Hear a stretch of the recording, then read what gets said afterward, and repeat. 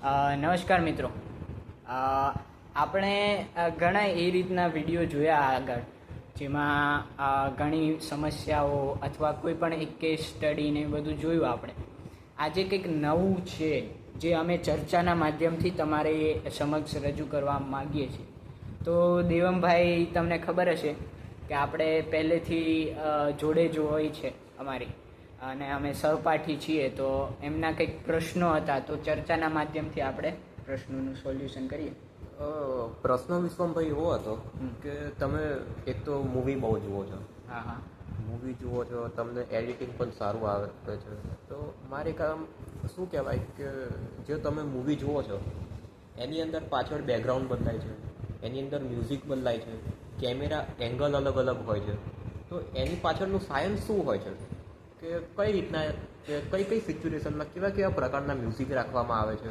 પછી તે અત્યારે આપણે બે શૂટ એટલે વાત કરી રહ્યા છે, તો આપણા બેનું વાત કરે તો મૂવીમાં બતાવવાનું હોય તે કયા એંગલથી આપણે બે મૂવીમાં બતાવવામાં આવે, કાં તો તમે બીજા બધા સીન જોશો મૂવીના તે આમ અલગ અલગ એંગલથી બતાવવામાં આવે છે.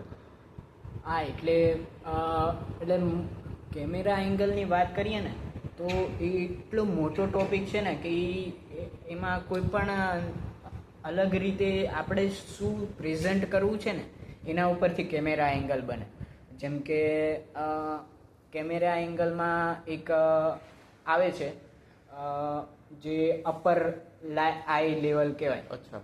અપર આઈ લેવલ જે આપણા જે આઈ લેવલ છે એનાથી સહેજ ઉપરના ભાગે હોય છે અને ત્યાંથી શૂટ થતું હોય છે. એમાં અલગ અલગ સાયકોલોજી વાપરવામાં આવે છે. જેમ કે અપર આઈ લેવલ આપણને બહુ નીચા દેખાડે, અથવા ક્યાંક ડિલ્યુઝનમાં હોય, અથવા કોઈને પ્રભાવ દેખાડવો હોય તો અપર આઈ લેવલનો ઉપયોગ થાય. પછી આઈ લેવલ જે આપણને રિલેટેબલ ફીલ કરાવવું હોય ને થિયેટરમાં, જેમ કે એક એક્ઝામ્પલ તરીકે લઈએ કે ધુરંધર મૂવી છે તો એમાં જે અજય સન્યાલનું જે કેરેક્ટર છે આર માધવનનું, એ આઈ લેવલમાં છે. તો એ કેરેક્ટર આપણને જ્યારે ડાયલોગ બોલતું હોય ને ત્યારે ફીલ થાય આપણને કે આ આપણને જ કહી રહ્યું છે, એમ પ્રત્યક્ષ લાગે. અચ્છા. પછી તે પેલું આવે છે કે કેરેક્ટરને તમામ ડેન્જર બતાવવો હોય. હા હા.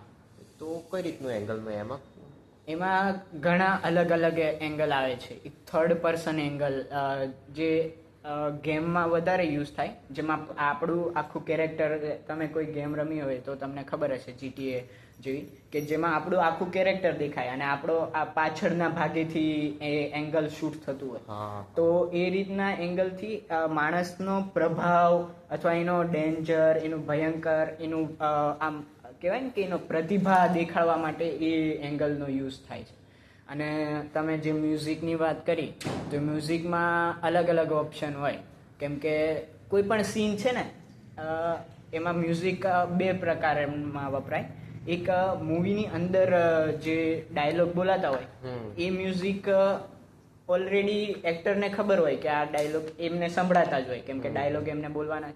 અને એક મ્યુઝિક જે એમને ના સંભળાતું હોય, જે પાછળ એડિટ કરીને એડ કરવામાં આવે, જે ખાલી આપણને સંભળાતું હોય, તે પ્રમાણે સિંગ કરવામાં આવે. જેમ કે હોરર મૂવી છે તો એમાં એ રીતનું મ્યુઝિક, જો એમાં સીનમાં તમે થોડુંક ફાસ્ટ પેસનું અને બીટ વાળું મ્યુઝિક એડ કરશો ને તો એક કોમેડી સીન થઈ જાય. એ રીતનું અલગ અલગ હોય છે. એટલે એમ આપણી માંગ પ્રમાણે છે.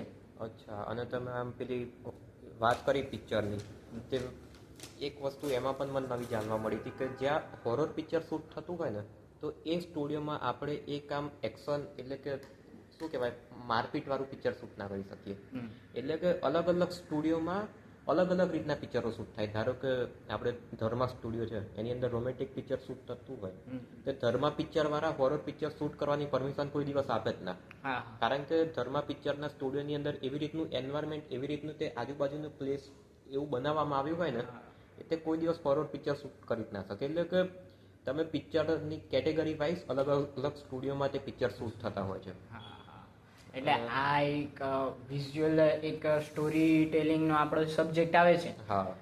તો એક એ રીતનું અમે ચર્ચાના માધ્યમથી સમજાવવાનો પ્રયત્ન કર્યો કે મૂવીમાં જે આપણને નથી દેખાતા હમ એ એંગલો બહુ વિચારીને વાપરવામાં આવે છે. કોઈ પણ કેમેરા એંગલ છે તો એ કેમ વાપરવામાં આવે છે, કેમ ગોલ્ડન રેશિયો અહીંયા યુઝ કરવામાં આવ્યો, તો એ સીનને વધારે બ્યુટીફુલ બનાવવા માટે ગોલ્ડન રેશિયો વપરાય. એ રીતના ઘણા એવા કેટેગરી હોય છે જે આપણને તો નોર્મલ લાગતા હોય એઝ અ ઓડિયન્સ, પણ જ્યારે એને પ્રેક્ટિકલ કરીએ ને ત્યારે બહુ હાર્ડ હોય છે.